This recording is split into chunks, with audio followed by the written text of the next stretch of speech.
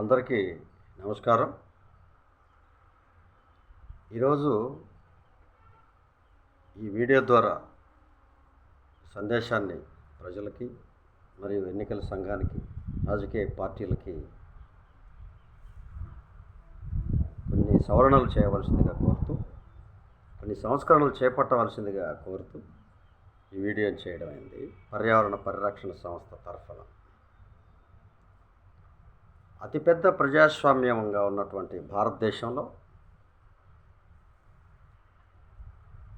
ప్రజల భాగస్వామ్యానికి ప్రతీకలుగా ఉన్నటువంటి ఎన్నికల్లో ఓటు వేయని వారి సంగతి గురించి మనందరం ఈరోజు ఆలోచించాలి.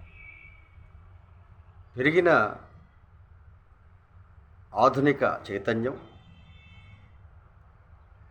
మీడియా చైతన్యం, సోషల్ మీడియా చైతన్యంతో పాటు విద్య అనేక రంగాల్లో పురోగతిని సాధిస్తున్న మనం ఎన్నికల ప్రక్రియలో ఓటు వినియోగంలో చాలా వెనుకబడిపోతున్నాం అనేది మనందరం నేడు గుర్తించాలి.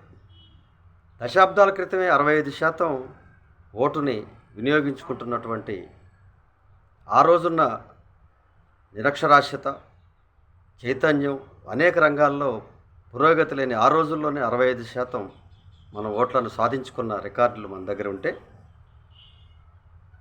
ఈ ఆధునిక సమాజంలో అనేక రంగాల్లో మనం ముందుకు సాగుతున్న నేపథ్యంలో ఇటీవల జరిగిన తెలంగాణ లాంటి వివిధ రాష్ట్రాల అసెంబ్లీ ఎన్నికల ప్రక్రియను చూస్తే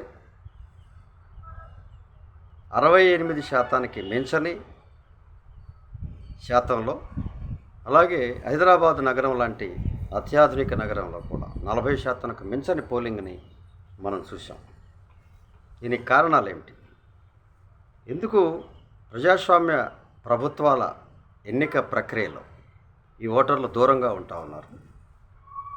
ఎందుకు వీరు ఓటు వినియోగానికి ముందుకు రావడం లేదనేది ఈరోజు మనందరం ఒక చర్చలో చర్చించుకొని దానికి మార్పులు చేసుకొని 100% ఓటు వినియోగాన్ని సాధించే దిశగా ముందుకు సాగాలన్నదే నా యొక్క అభిప్రాయం, ఈ యొక్క పర్యావరణ పరిరక్షణ సంస్థ యొక్క ఆశయం. ఈ ప్రజాస్వామ్య ప్రభుత్వాల ఎంపికలో ఓటరు ప్రధానమైన పాత్రధారుడు. అలాగే ఈ ప్రభుత్వ సంక్షేమ కార్యక్రమాలు, తదితర పరిపాలనా కార్యక్రమాల్లో ఇదే ఓటరు ప్రధాన వినియోగదారుడు.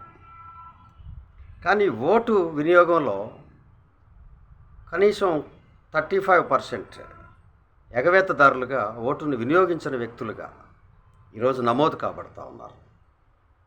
దీని దశాబ్దాలుగా నిర్లక్ష్యానికి గురవుతుంది ఈ ప్రక్రియ. దీనిపై ఎలాంటి దృష్టి సారించని ఎన్నికల సంఘాలు, అలాగే రాజకీయ పార్టీలు మౌనంగా ఉంటా ఉన్నాయి. కానీ ఇటీవల ఓటు వినియోగం కంటే కూడా ఓటును చేర్చుకోమని చేస్తున్నటువంటి అనేక రకాల ప్రచార కార్యక్రమాలు, అనేక రకాలుగా చైతన్య కార్యక్రమాలు ఈరోజు ప్రభుత్వంతో పాటు ఎన్నికల సంఘం, స్వచ్ఛంద సంస్థలు ఓటు నమోదు ప్రక్రియని అత్యంత ప్రచార కార్యక్రమంగా నిర్వహిస్తూ కొత్త ఓటర్లను చేర్చే ప్రక్రియలో అందరం భాగస్వాములు అవుతా ఉన్నాం. కానీ ఓటు చేర్పుకి జరిగినంత ప్రచారం ఓటు వినియోగంలో కొంచెం వెనకబడుతూ ఉన్నాం. ఓటు వినియోగం ప్రతి ఒక్క ఓటరు బాధ్యతగా మనం కూడా ప్రచారం చేశాం. కానీ ఇక్కడ నిర్బంధం లేని ఈ ఓటు వినియోగ చట్టంలో వీళ్ళకి వెసులుబాటు కలిగి వీళ్ళు ఓటు వినియోగాన్ని మానివేస్తూ ఉన్నారు. అంటే ఈ ఎన్నికల్లో ప్రధాన పార్టీలుగా ఉన్న 3-4 పార్టీలు 65% ఓట్లను పంచుకుంటే వచ్చే 15-18 లోపు శాతాలని లేదా 20% కంటే మించిందిగా ఈరోజు ఓటు వినియోగించని శాతం ఎక్కువగా ఉందనేది మనం గుర్తించాలి. అలాగే గెలిచిన అభ్యర్థి కంటే మిగతా అభ్యర్థులు అన్నీ కలిపితే వాళ్ళ ఓటు శాతం కూడా ఎక్కువగా ఉంటుందని కూడా మనం గుర్తించాలి. అంటే ఈ ప్రజాస్వామ్య వ్యవస్థలో ఎన్నికల ప్రక్రియలో ఉన్న సాంకేతిక కారణంగానే ఈరోజు అత్యంత అల్పంగా వచ్చిన ఓటు శాతం వ్యక్తులు ఈరోజు ప్రజాస్వామ్యంలో ప్రజాప్రతినిధులుగా, అలాగే ప్రజాప్రభుత్వాలుగా ఏర్పడుతూ ఉన్నారు. ఇది కొంచెం మనందరం ఆలోచించాలి. ఇది నిజమైనటువంటి అర్హతగా ఆ ప్రభుత్వాలు ఆ ప్రజాప్రతినిధులు ఉన్నారా లేదా? అత్యంతంగా అందరూ కలిసి వ్యతిరేకిస్తున్న ఆ వర్గానికి మిగతా వాళ్ళందరూ వ్యతిరేకిస్తున్నట్టుగా మనం గుర్తించాలి. అందుకే 100% ఓట్లలో 50% పైగా ఉన్నటువంటి మెజారిటీ ఓటర్ల ప్రాధాన్యతకి మాత్రమే మనందరం విలువనివ్వాలి. అందుకని మనం 100% ఓట్ల వినియోగానికి మనందరం అప్రమత్తం చేయాలి. ఈ ఓటు వినియోగంలో 5 సంవత్సరాలకు ఒక్కసారి జరిగే ఈ సార్వత్రిక ఎన్నికలలో పాల్గొనని ఆ ఓటును వినియోగించిన వ్యక్తుల పట్ల కఠినంగా వ్యవహరించాలి. నిబంధనలు సవరించాలి, చట్ట సవరణ చేయాలి, ఎన్నికల సంఘం ఈ సంస్కరణ చేయాలి. ఇది చేయకుండా వచ్చిన ఓట్లను లెక్కేస్తాం, వచ్చిన ఓట్లలో వచ్చిన ఒక ఓటు ఎక్కువగా ఉన్న వారిని అభ్యర్థుల్ని ప్రజాప్రతినిధులుగా గుర్తిస్తాం అనేది ఇంకా వెనకటి పురాతన చట్టంగా మనందరం భావించాలి.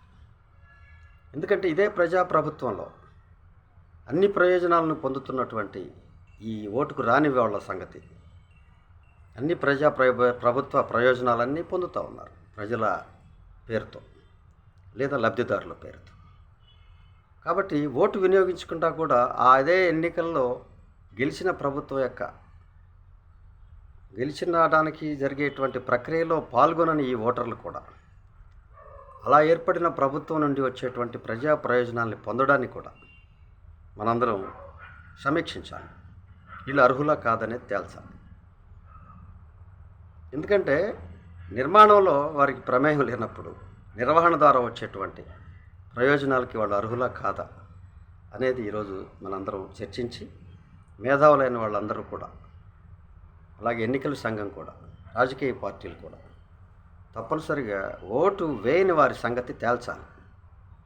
ఓటు ఎందుకు వేయలేదో మనందరం చర్చించి వాళ్ళని హెచ్చరించాలి. ఓటు వినియోగం ద్వారానే ప్రభుత్వ ప్రయోజనాలు అందుతాయన్న భయాన్ని కలిగించాలి. లేదా ఏదో ఒక భయాన్ని లేదా ఆ యొక్క ఓటు ప్రమేయానికి వారి యొక్క అవసరాన్ని గుర్తించేటట్టుగా మనం చట్ట సవరణ చేయాలి. అందుకని ఈ చట్ట సవరణలో ఎన్నికల సంఘం ప్రధాన పాత్ర వహించాలి. అలాగే ఓటు చేర్పులు, ఓటు మార్పుల్లో కూడా ఈరోజు రాజకీయ పార్టీలు అనేక రకాలుగా అవకతవకలకు పాల్పడుతూ ఉన్నాయి. అసలు స్వచ్ఛందంగా ఓటు ఒకే చోట ఉండాలన్నది, ఓటు ఒక్కసారి వినియోగించుకోవాలన్నది ఓటర్ని బాధ్యుడిగా చేయాలి. అదేదైనా అవకతవకలకు పాల్పడితే అతనిపై కఠినంగా వ్యవహరించాలి. అతనే దీన్ని తప్పుడు ధృవీకరణ ఇచ్చినట్లుగా 2 సార్లకి ఓటుని తానే నమోదు చేసుకున్నట్లుగా భావించాలి. అలాంటిది ఈ అధికారులు రాజకీయ పార్టీల కనుసన్నల్లో పనిచేస్తూ, అధికార పార్టీ కనుసన్నల్లో పనిచేస్తూ, లేదా వారు కొన్ని రాజకీయ పార్టీలకి అనుకూలంగాను అభిమానంగాను పనిచేస్తున్నటువంటి తీరు వలన ఈరోజు ఓటు నమోదు ప్రక్రియలో కూడా చాలా అవకతవకలు పాల్పడతాం. అనేక ఆరోపణలు ఒకరికొకరు చేసుకుంటూ, అనేక ఉదాహరణలు, అనేక సాక్ష్యాలు, అనేక రుజువులు చూపిస్తూ ఓటు నమోదు ప్రక్రియ కూడా అభాసుపాలవుతూ ఉన్నది. ఓటుని వేయించుకోవడం ఒక ఎత్తు అయితే, ఓటుని రాకుండా చేయడం అనేది ఇంకొక దుర్మార్గమైన రాజకీయ ప్రక్రియలో, రాజకీయ క్రీడలో భాగంగా ఎత్తుకు పై ఎత్తులు వేసుకుంటున్నటువంటి పార్టీల పరిస్థితులు కూడా దుర్మార్గం. అలాగే ఓటు నమోదు ప్రక్రియని, ఓటు వినియోగ ప్రక్రియని సులభతరం చేయాలి. ఇవి అనేక రకాలుగా ఫారాల పేరుతో, రకరకాల పర్యవేక్షణల పేరుతో అధికారులు అవగాహన లేని రీతితో వ్యవహరిస్తూ ఓటుకు దూరం చేస్తున్న వ్యవస్థలు ఓటుని నమోదు కాకుండా జరుగుతున్న ప్రక్రియకి కారణమవుతూ ఉన్నారు. అలాగే ఓటు వినియోగంలో 100% చేర్చుకునే దాంట్లో కూడా వారు ఎందుకు ఓటు వినియోగానికి రాని కారణాలను మనం అబ్జర్వ్ చేస్తే,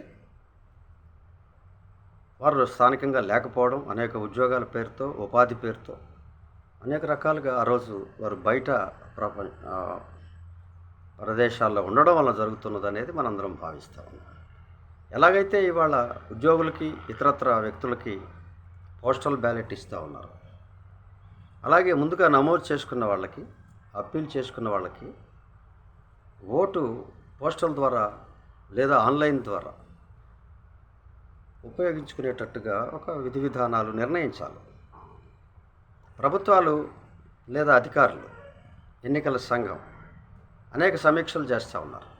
కానీ ఆధునిక వ్యవస్థని, సాంకేతిక పరిజ్ఞానాన్ని మరింతగా ఉపయోగించుకోవడంలో విఫలమవుతూ ఉన్నారు.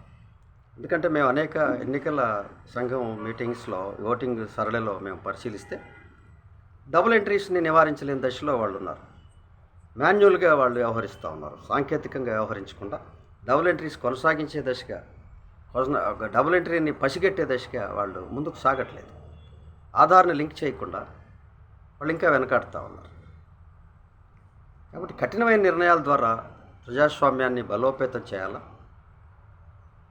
అనవసరమైన ఓట్లు, డబుల్ ఎంట్రీసు, దొంగ ఓట్లు ఇలాంటి వాటి ద్వారా ప్రజాస్వామ్యం పతనమయ్యే దశగా ముందుకు సాగుతున్న దశలో ఎన్నికల సంఘం కఠిన పరిస్థితులను నిర్ణయించి, కఠినమైన నిర్ణయాలు తీసుకొని నిర్బంధ ఓటు వినియోగ చట్టం ద్వారా 100% ఓట్లను ఓటు వినియోగం ద్వారా ప్రజాస్వామ్య వ్యవస్థలో ప్రజల భాగస్వామ్యానికి, నిజమైన ప్రజాప్రభుత్వాలకి ఇదంతా కృషి చేయాలని చెప్పి కోరుతా ఉన్నాం.